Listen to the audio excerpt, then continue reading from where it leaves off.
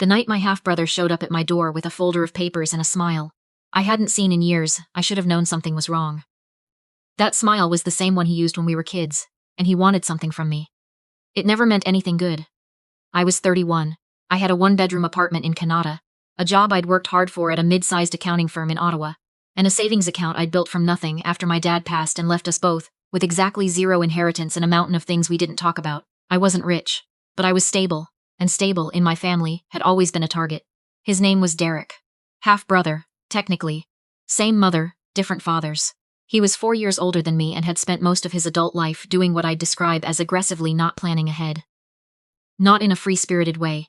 In a way that left wreckage. 2 failed businesses, a string of apartments he'd been asked to leave, and a credit score I once heard my mother describe as a situation. She said it the way you say a situation, when you don't want to say the actual word. I'd kept my distance from Derek for about 2 years before that night. The last time we'd really spoken, he'd borrowed $300 from me for what he called a short-term bridge, and I never saw it again. I didn't bring it up. I should have. But our mother had this way of making the person who brought things up feel like the problem, so I learned early on to absorb the loss and move on. When I opened the door and saw him standing there with that folder, my first instinct was to say I was on my way out, but it was 8:30 on a Tuesday and I was in socks and he knew it. 5 minutes, he said. I just need you to look at something. I let him in. That was my first mistake, but I think about it now and I'm not sure what else I would have done. He was my brother. My mother had spent my whole life making sure I understood what that meant. He sat at my kitchen table and opened the folder like he was presenting a business plan, which, I would soon learn, was more or less exactly what he was doing. He'd been approved, he told me, for a commercial property in Gatineau. A restaurant space. He'd always wanted to run a restaurant. The financing was almost in place. He just needed a cosigner. How much? I asked. He told me. I asked him to repeat it. The loan was for $840,000. I want to be clear about what that number meant in the context of my life. My annual salary was $62,000. I had about $28,000 in my TFSA and another $11,000 in a regular savings account. I was not in a position to co-sign a loan of that size. No responsible lender should have been approaching me for it. And yet there it was, printed on paper, my name already penciled into a box near the bottom, like someone had started filling out a worksheet before confirming I'd agreed. Derek, I said, and I stopped there because I genuinely didn't know what to say next. It's just paperwork, he said. You're not actually on the hook for anything. It's a formality. The restaurant's going to generate the revenue to cover the payments. I'd worked in accounting for 6 years. I knew what co-signing meant. I knew what just paperwork meant when someone said it about a legal financial document. I can't do this, I said. He didn't get angry right away. That came later. First he tried the version of himself that was charming. The one that had worked on me when we were teenagers. The one that had convinced me to cover for him more times than I could count. He told me about the space, the concept, the location near the farmer's market, the brunch menu he'd been developing. He had a name picked out. He showed me a logo on his phone. I said no. He left. I locked the door and stood in my hallway for a long time, listening to nothing. I called my mother the next morning to give her a heads up, because that's what I did. I always tried to get ahead of things with her, tried to present my side before Derek could present his. She listened to me explain the loan amount, the co-signing request, the conversation. There was a pause when I finished, the kind of pause that means the person on the other end is deciding how to frame something. He really needs this, she said. This is the one. He's serious this time. I told her that didn't change what co-signing $800,000 meant for me personally. You've always been careful with money, she said. And in her mouth it didn't sound like a compliment. It sounded like I was being accused of something. We hung up without resolving anything. I went to work. I tried to forget about the folder. What I didn't know, what I had no way of knowing yet, was that Derek had already told the lender I would co-sign. He had already gone back to them and said yes on my behalf. He had built the next 3 weeks of his life on that assumption. I found out 2 weeks later when a document showed up in my email. A pre-approval confirmation addressed to me as co-borrower. My full legal name, my address, my SIN number. I sat at my work desk and read it twice. Then I forwarded it to a colleague who did some personal lending on the side and asked her what I was looking at. She called me within 20 minutes. Where did they get your SIN? She asked. I didn't know. I genuinely did not know. And then, slowly, I started to. There had been a birthday dinner at my mother's house 3 months earlier. I'd left my jacket on the chair by the door. My wallet had been in the pocket. I want to be careful here about what I'm saying. I don't know, with absolute certainty, that my mother went through my wallet. I know that Derek had been at that dinner. I know that my SIN was on a card I kept folded in my wallet because my accountant had told me to keep a record of it. I know that my number appeared on a financial document, I had never agreed to sign. I called Derek. He didn't answer. I called twice more. He picked up on the third call and I could tell immediately that he'd been waiting for me. I can explain, he said. Then explain, I said. What followed was the most contorted 15 minutes of reasoning I have ever sat through. He thought I'd said yes. He had misunderstood. The lender had asked for preliminary information and he was going to tell me before anything was finalized. He was just getting the paperwork moving because he knew I'd say yes eventually. He just needed me to not make a big deal of this. He was so close to having something real, something that could change his whole life, and I was the only person who could make it happen, and was I really going to do this to him over a technicality? You used my SIN number without my consent, I said. That's not a technicality. He hung up. I called my mother. I told her what I'd found, what Derek had done, what my SIN was doing on a loan document I'd never authorized. I laid it out factually because I'd spent my entire adult life learning that emotion gave her ammunition. She was quiet for a moment, then she said, "You're going to ruin this for him." I said, "Mom, he may have committed fraud." She said, "I think you need to decide what's more important to you. Your brother or a number on a piece of paper." I hung up. I sat at my kitchen table in the apartment I paid for by myself. In the city I'd moved to alone after my dad died, and I tried to figure out what to do next. I called the lender directly the next day. I told them I had not authorized the use of my personal information, and that I was not a cosigner on any loan and had not agreed to be one. I told them if any documents had been submitted with my information, they had been submitted without my knowledge. The person I spoke with was very professional and very calm, and told me they would need to pause the application, pending an internal review. Derek found out within hours. I don't know how.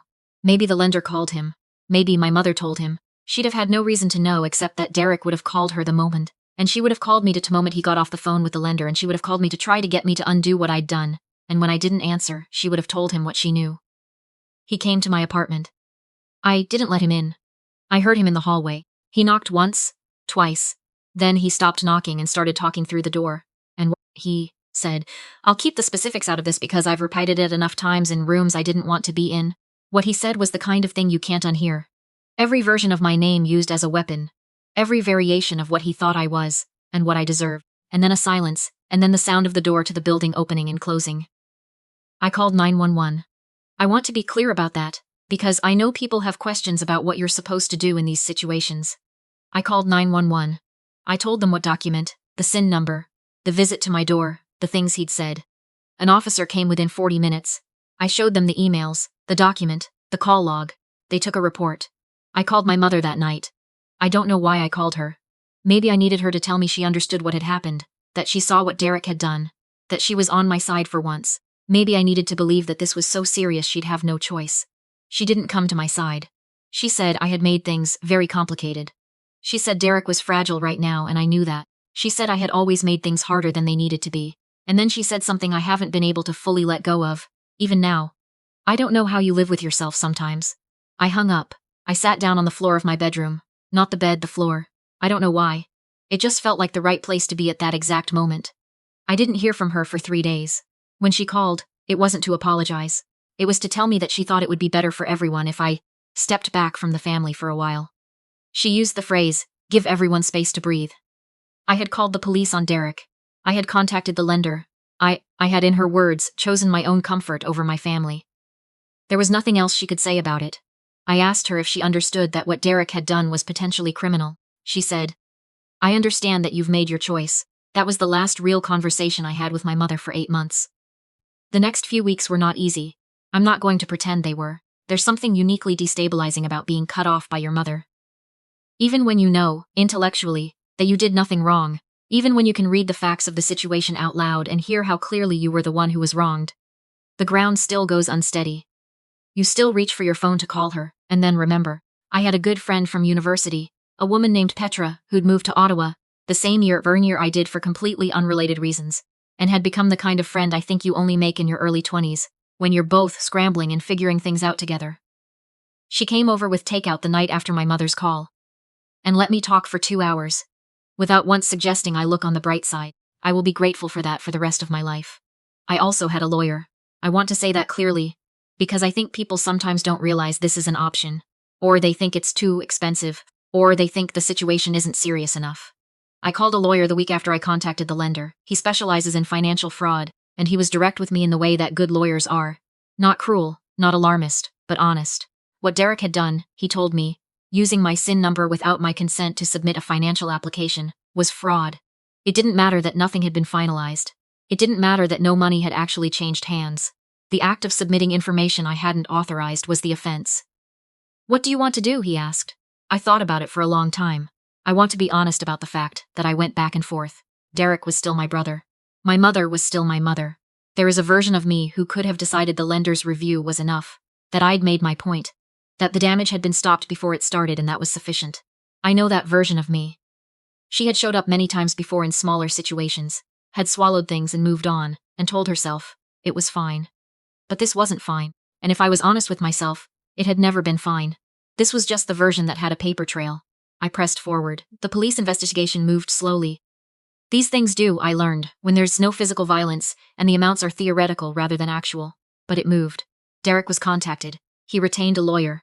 There was a period of back and forth that I was largely shielded from because my lawyer handled most of the communication. What I did experience directly was the fallout within what I'd grown up calling my family. My mother's sister, my aunt, called me about 6 weeks into the process. I'd always been close to her in a low-key way, the kind of close where you text on birthdays and meet for coffee when someone's in town. She didn't take sides, exactly, but she listened. She told me she'd known my mother a long time and she was sorry I was going through this. She asked if I was eating. The question made me cry in a way the bigger things hadn't. There were cousins who stopped responding to my messages. There was a family group chat I was quietly removed from. There were, I'm sure, conversations happening about me in rooms I wasn't in, versions of events being assembled that cast me as the person who had blown up the family over a technicality. I know this because this is what families do, and because my mother was very good at assembling narratives. But there was also this. A woman at my office whose name is June, who had come to Canada from the Philippines in her 20s and built everything she had from nothing, and who stopped by my desk one afternoon and said, "I heard you're having a hard time. Do you want to get lunch?" And we got lunch.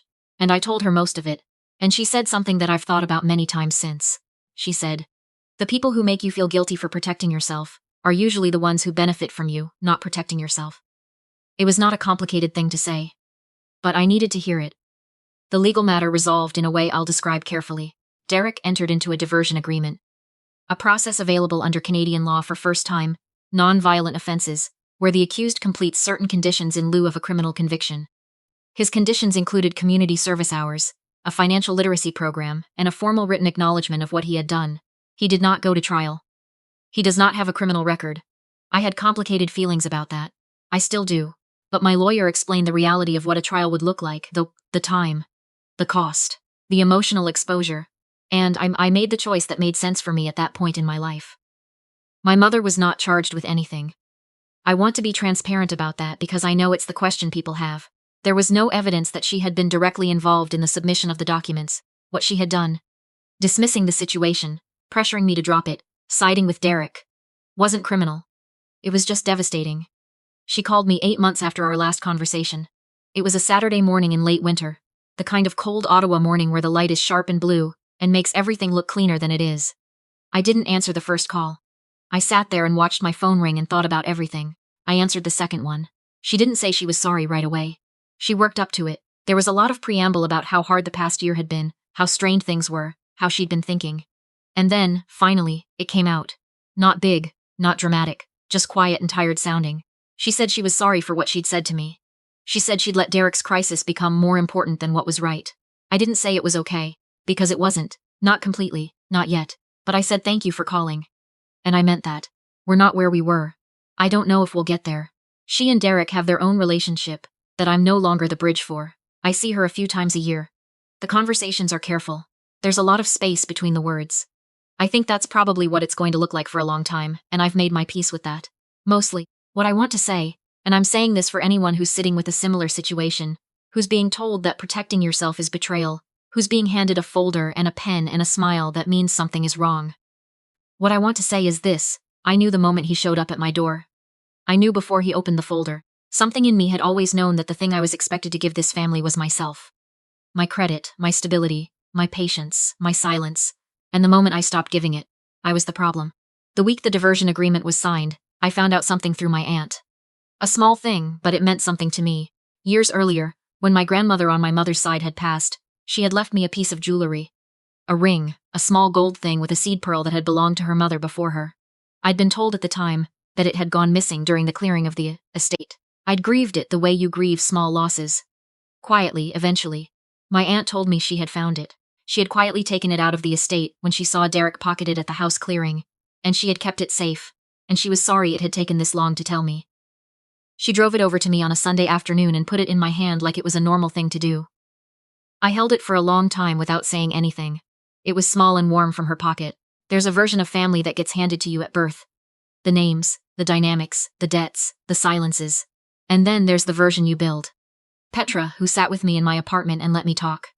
June, who asked if I wanted to get lunch. My aunt, who kept a ring in a drawer for years because she knew it mattered. The group of them would never call themselves my family. But when I needed to be protected, they showed up. That's the only definition that's ever made sense to me.